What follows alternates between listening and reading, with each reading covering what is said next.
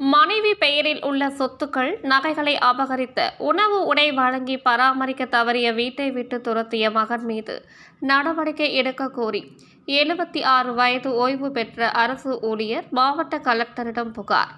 திருவள்ளூரில் தனது சொத்துக்களை அபகரித்துக் கொண்டு தனக்கு உணவு உடை ஆகியவற்றை வழங்கி பராமரிக்க தவறிய மகன் மீது பெற்றோர் மற்றும் மூத்த குடிமக்கள் பராமரிப்பு மற்றும் நலம் சட்டத்தின் அடிப்படையில் நடவடிக்கை எடுக்க கோரி ஓய்வு பெற்ற அரசு ஊழியர் கலெக்டரிடம் புகார் அளித்துள்ளார்.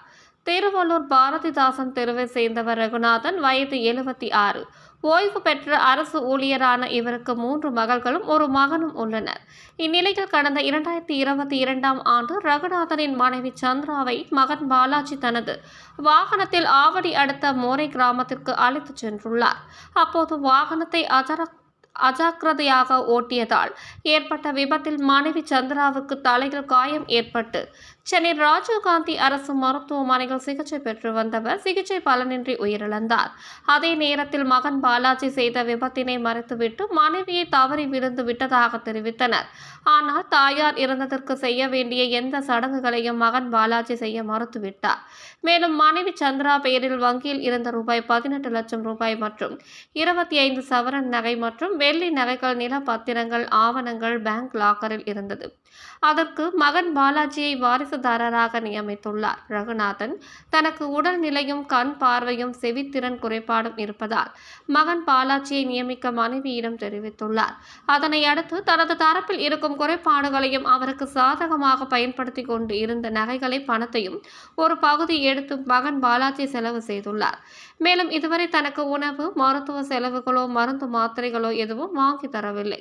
இதுகுறித்து பாலாஜியிடம் ரகுநாதனின் மகள்கள் கேட்டபோது அசிங்கமாக பேசி கொலை மிரட்டல் விடுத்தும் சகோதரிகள் என்றும் பாராமல் கடந்த 26ஆம் தேதி கடுமையாக தாக்கியுள்ளார். மேலும் தந்தை ரகுநாதனையும் வீட்டை விட்டு வெளியே துரத்தியுள்ளார். இதனால் மிகவும் மன உளைச்சலுக்கு ஆளான ரகுநாதன் திருவள்ளூர் வீரராகவர் கோவிலில் உணவின்றி பிச்சை எடுத்து அங்கேயே ஒரு வாரமாக உறங்கி வந்துள்ளார். இதனால் மிகுந்த மன உளைச்சலுக்கு ஆளான ரகுநாதன் மாவட்ட கலெக்டர் அலுவலகத்தில் புகார் மனு ஒன்றை அளித்தார்.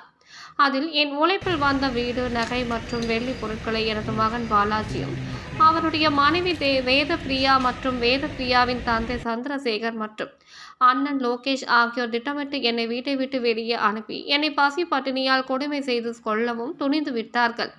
அவர்களால் என் உயிருக்கு உத்தரவாதம் இல்லை. எனவே எனது மனைவியை விபத்து என்ற பெயரால் இறப்பை ஏற்படுத்திய மகன் பாலாஜி என்னை பட்டினி போட்டுக் கொள்ளும் சூழ்ச்சி செய்து வருகிறார்.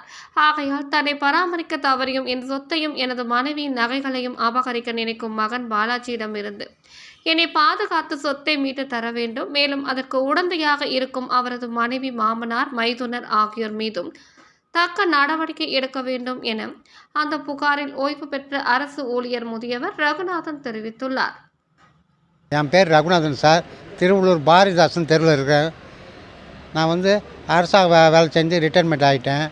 என் பையன் இப்போ தற்போது கல்யாணம் பண்ணிக்கலாம். அவன் இஷ்டமாக பார்த்து அவன் கல்யாணம் பண்ணினான். நான் பார்த்து வைக்கல.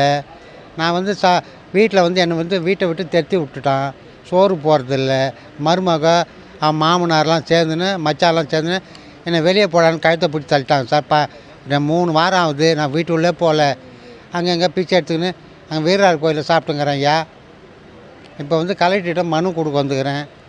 இந்த சொத்தெல்லாம் மீட்டு தரும்படி கேட்டுக்கிறேன்.